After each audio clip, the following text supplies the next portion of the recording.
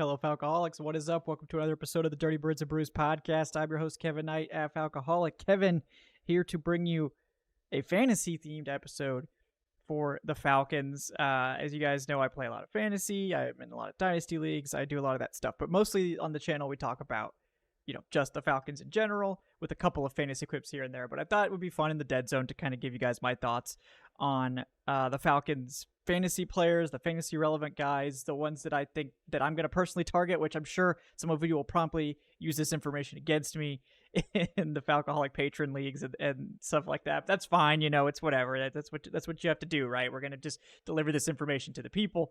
But yeah, I'm going to list out the top 5 guys that I like, but also just talk about sort of the main fantasy relevant Falcons as well.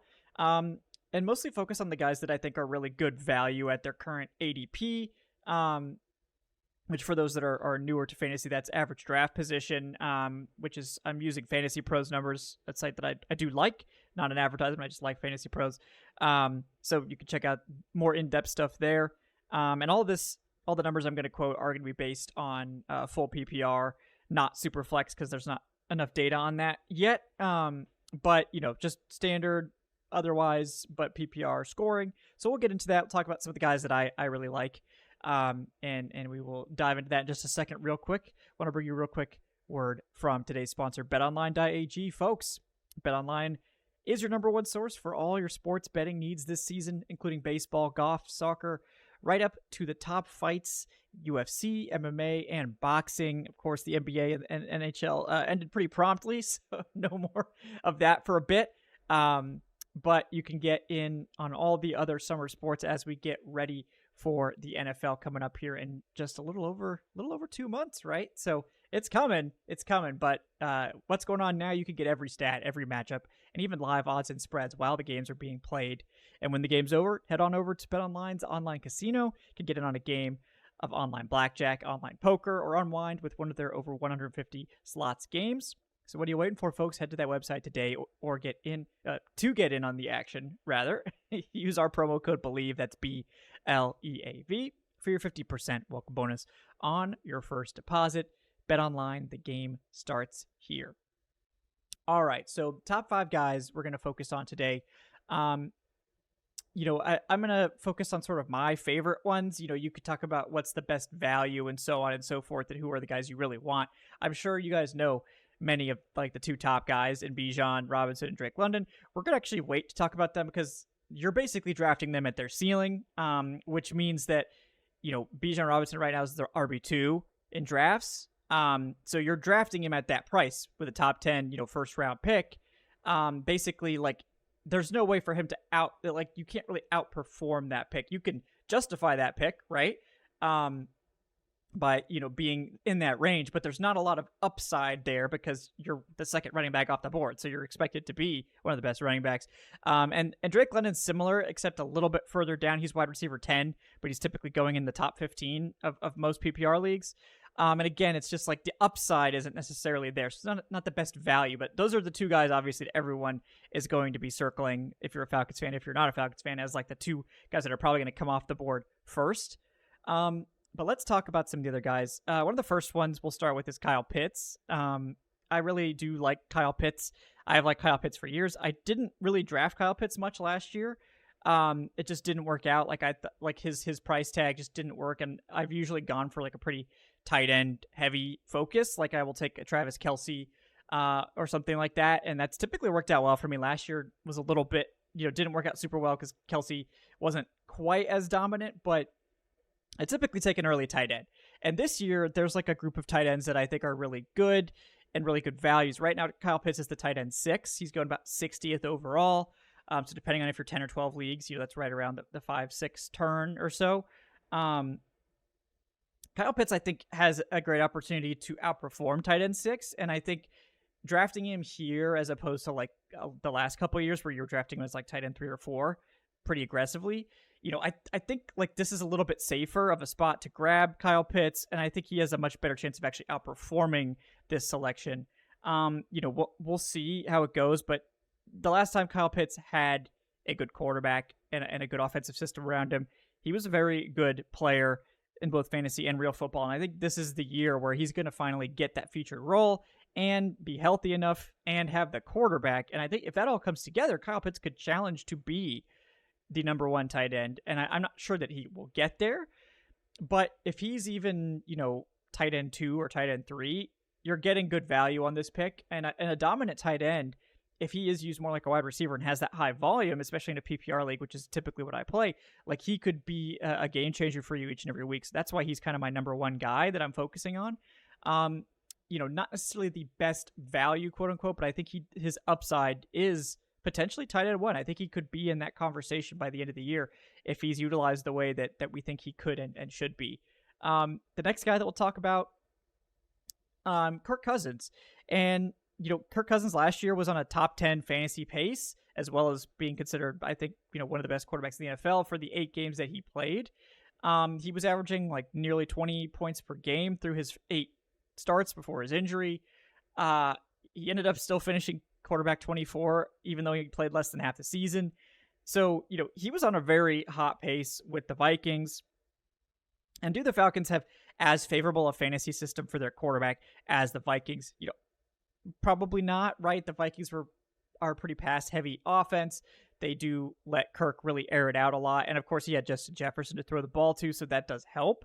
But I don't really think – I think this is a good fantasy environment for Kirk Cousins. We saw if this is a similar system to the Rams, Matthew Stafford, very quality quarterback. And right now, Kirk Cousins is going as the quarterback 18, 118th overall. Now, this is not super flex, so if you're in super flex, he's going to go a lot higher than this. But ultimately, he's probably going to still be quarterback 18 one way or another, right? So I think Kirk Cousins is a tremendous, like, if you're going to wait on a quarterback, you could wait a long time and get Kirk Cousins as your starter and be pretty happy. I think if you're looking for a second quarterback that's got really good ability to be a high scorer, I think Cousins can absolutely be that for you if you're playing Superflex or if you just want a really solid backup, because we did see a lot of quarterback injuries last year, right?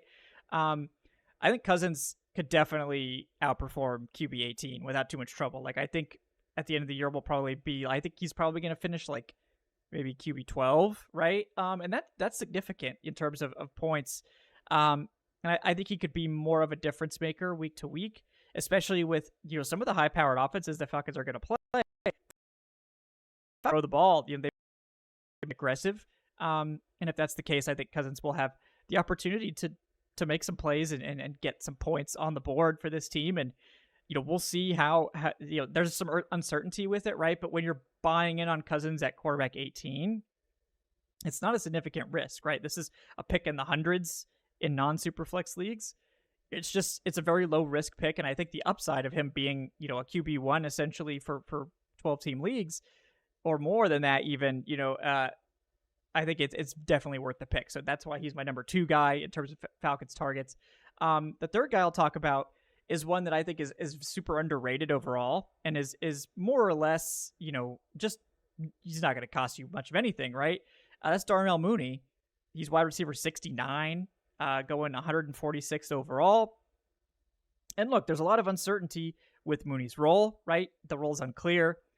If this is, and I think people are just terrified that the Falcons are just not going to have fantasy relevant receivers because they haven't. Outside of Drake London, for the past several years, it was Drake London and nobody else really was fantasy relevant. And I think people are sort of remembering that and not necessarily putting enough stock in Darnell Mooney getting a $13 million a year contract. The Falcons not really having any other proven wide receivers on the roster. And like Mooney, I think there's a couple ways this could go, right? If it's similar to the Rams offense, he's probably going to be the third target behind, Drake London and Kyle Pitts in terms of the passing game. Bijan is probably going to be up there in that contention as well. He could possibly be a boom bust guy that's going to be the deep threat, but I think they have a more versatile role for him in mind. He could play outside and in the slot, so he's not necessarily restricted to just certain packages. I think he could easily be a top 50 wide receiver. I think he could probably be a top 40 wide receiver if this passing game is as good as we think. So there's a lot of potential for Mooney to be a huge value. Do I think he's going to be like a game-changing number 1 wide receiver that's going to define your fantasy team? No, but you need to get some of these guys that you could throw in your lineup as a good flex. I think in best ball, I would definitely go for Darnell Mooney, maybe even earlier than his ADP, because I think those boom weeks for Mooney could be really good. I think he could definitely way outperform his price. It's just he's so cheap at this stage. I just don't see really any reason not to take the chance at this stage in the draft. I mean, the guys are drafting around him. I mean, I have a hard time seeing those guys outperform Mooney, assuming he gets his role. And if Drake London or Kyle Pitts or anybody has to miss time, Mooney's going to ascend into a much bigger role. I mean, they didn't give him that money for nothing, right? And I think the Falcons are going to throw the ball, and they're going to throw it more accurately than they have for years.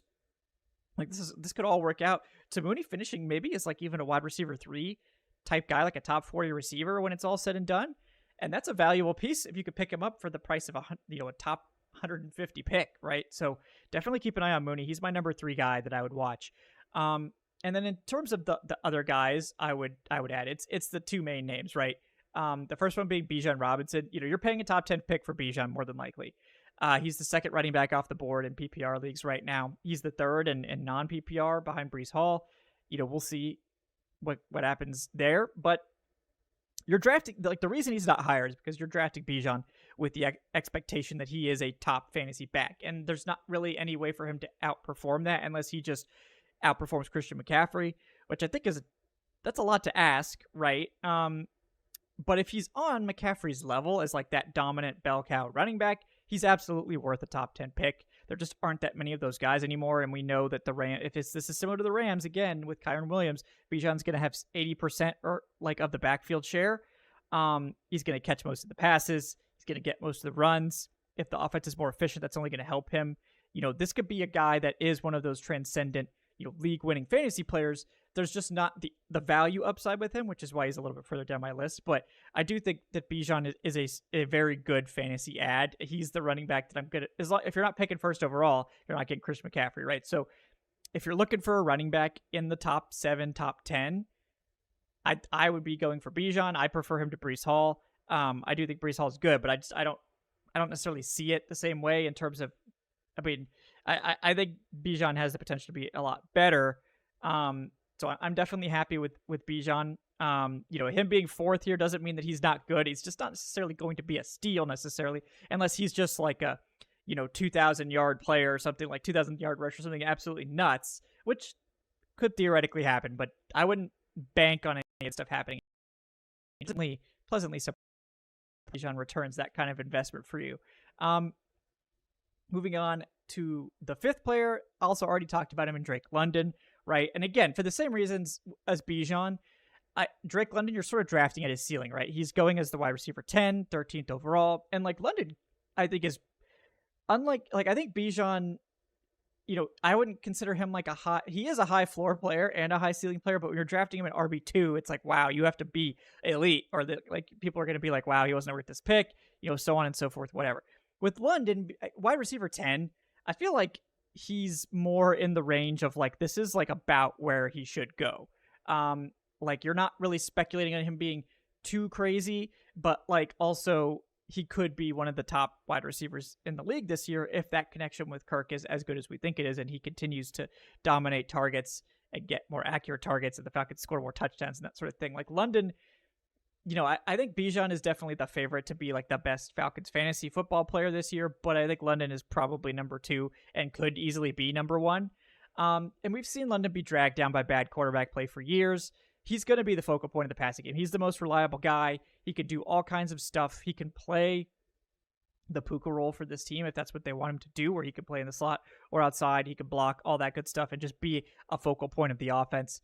I think he has the highest floor. Like, I think this, like, going at wide receiver 10, it's not a great value, but I think you could be pretty certain when you take Drake London that you're getting a guy, at least in terms of his projection, that like he's going to be able to match something like this draft slot. You don't have to worry too much about, this is a risky pick, this is a speculative pick. No, I think given what we know, this is a good spot for him to go. It's a fair value, and I think the risk profile isn't necessarily there. Like, I think this is a pretty safe pick. It's kind of a, like, you just feel good about it. You're not like jumping up and down like you got some kind of steal. And look, if you see Drake London like in the 20s or something, yeah, run out and do it. Obviously, this is just based on average draft position, but Drake London is definitely someone I'm going to target in the second round of drafts. And if he's there, I'll be happy, but I'm not necessarily going to run out to overdraft at that point. I think wide receiver 10 is about where he should go. So I do think he deserves a place in the top 5 fantasy targets for the Falcons without question. Because the only other 2 guys that I think are relevant for fantasy for the Falcons at this stage, one of them is Tyler Algier, and I know, basically right now he's free, right? He's running back 50, 160 overall, and the reason for that is like he's not going to have standalone value this year. I don't think. I don't believe they're going to carve out a role for Algier by himself. He will be sort of the player who spells Bijan. Might have some, short yardage work. I kind of doubt it. The Rams didn't really do that. They basically gave Kyren Williams as much as he could handle. Algier will play some, and I think he's certainly got touchdown upside. He's a very good pass protector. You're drafting Algier as a stash or a handcuff if you have Bijan, and there's a lot of research that maybe drafting handcuffs not really worth it, that sort of thing. But a lot of people still like to do it because it feels like you have some security. If you're like top 10 pick goes down, you have the guy like already on your roster that is ready to step in. He just doesn't have standalone value. That's the only thing. So I still do handcuffs sometimes, even though the analytics say maybe don't bother, but I still like to do it. He's basically free going like 160th overall. And if Bijan does have to miss time, hopefully he will not, he's going to have a huge role and he's going to be a big time fantasy player. Like he could have RB1 type weeks when he's like playing if Bijan's not on the field. So Algier could be very close to a big role, to a big fantasy season if he has to play. That's part of the reason he's not going to get traded. He's not going to go anywhere because the Falcons don't want the running game to fall apart if Bijan has to miss any time. And so I definitely recommend Algier as a stash or a handcuff if you have a deep league, right, where you could carry, some extra running backs. Algier is one of those good speculative sort of ads where it's like, you've got a lottery ticket, basically, if Bijan has to miss any time. Maybe he can get you through some bye weeks or things like that, and we'll see if a role does develop for him where he's got some kind of standalone value. Even last year when the Falcons rotated both guys, it really just sort of killed both their values. Bijan was still a good fantasy player, but Algier just sort of vultured some touches away from him and made his fantasy case weaker, and Algier just rarely got the volume or the efficiency to like justify playing him. So I still think he's a worthy stash, a worthy draft. But I would temper your expectations for Algier providing value outside of Bijan missing time, essentially. I don't think he's got like what he had, a couple of years ago where he might be a guy that you could play week to week. If you needed like a fill-in or a flex guy. I think he's probably not going to give you that level of starting ability unless, again, Bijan misses time, which hopefully we won't have to have this conversation at all. But, having a guy like Algier behind him, always nice. And then the other guy that I want to touch on, even though he's probably going to be undrafted in most leagues, Casey Washington. I picked him up in all my dynasty leagues. And it's speculative, right? Because Casey Washington has been the star of OTAs, been the star of rookie minicamp, all this stuff. He's clearly rising up the depth chart. I think at this point he looks like a roster lock, which again, when you draft a receiver, you expect him to make the roster, but most late round picks don't necessarily consider themselves roster locks. I think in Casey Washington's case, he's probably, it's not so much like, is he going to make the roster? It's like, is he going to make his way onto the field?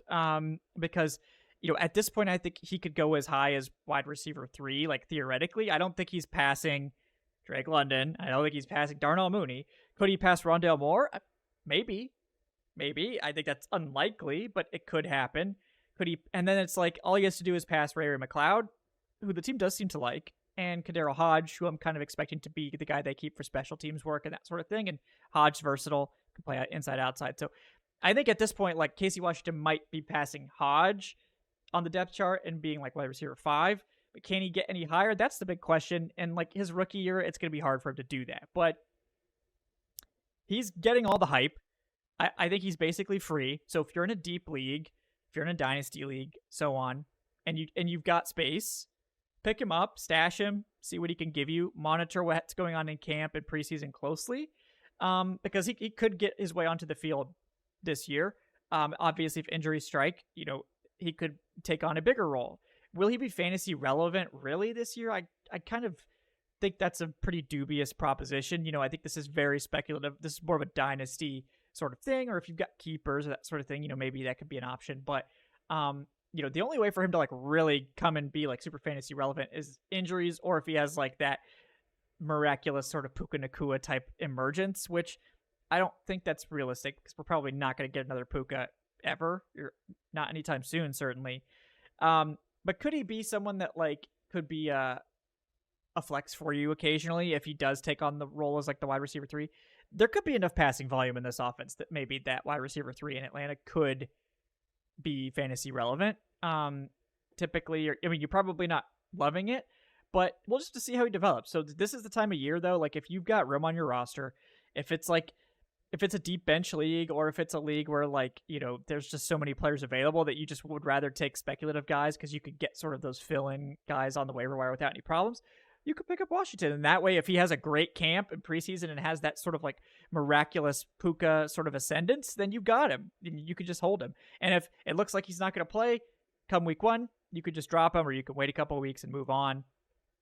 I think he's a good guy to add. He's the last one I would say, even though he's basically undrafted, I think would be worth a consideration for your fantasy league, and we'll see if anything comes of it. But I do like his upside. I certainly like hearing that he's been working his way up the depth chart. That's always a nice thing to hear. So those are my Falcons fantasy targets, guys. My top 5 one last time.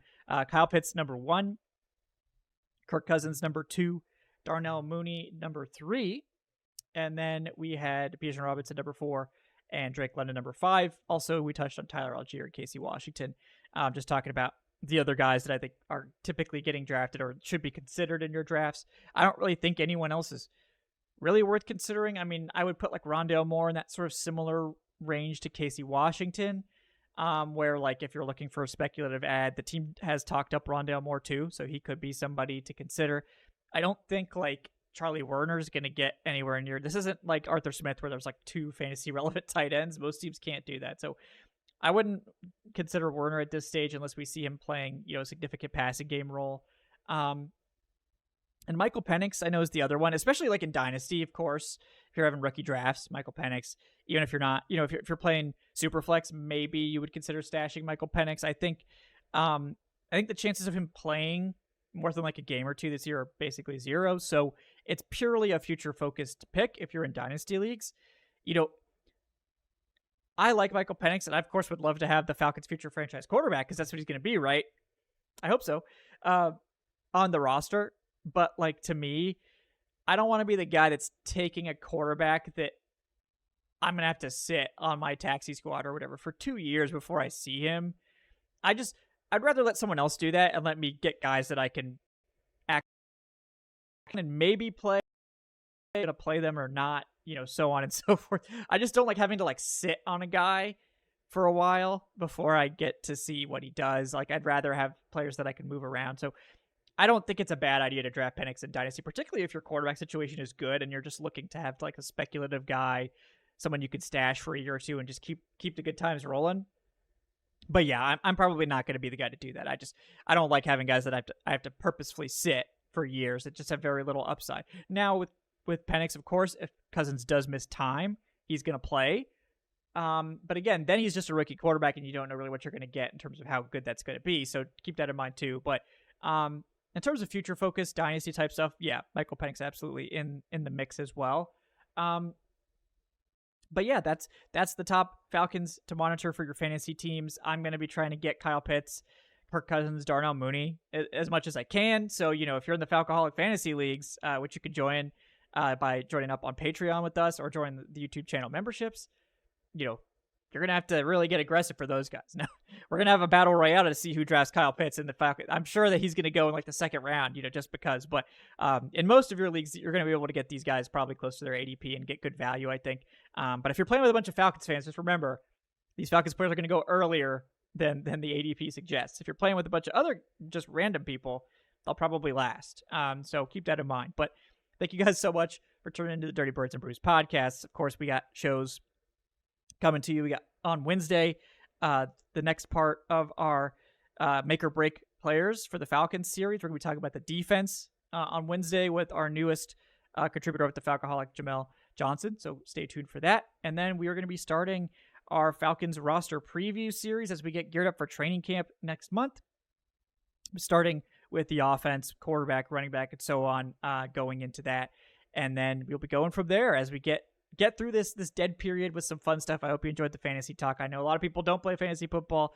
But I figured I had to do at least one fantasy show. It's the dead period, right? Even if you don't play fantasy, maybe it was interesting to you to talk about some of the more data-driven stuff there. I find it, fascinating, find it kind of interesting and fun. We hope you'll sign up and join our fantasy leagues if you're looking to get involved in that. Those are a lot of fun too. Like, subscribe, leave us that 5-star review in your podcast platform of choice if you're so inclined. We will be back, like I said, on Wednesday for the next episode of Falcoholic Live. Until then, guys, thank you for watching Dirty Birds and Brews. I'm Kevin Knight of Falcoholic. Kevin, have a great day, folks.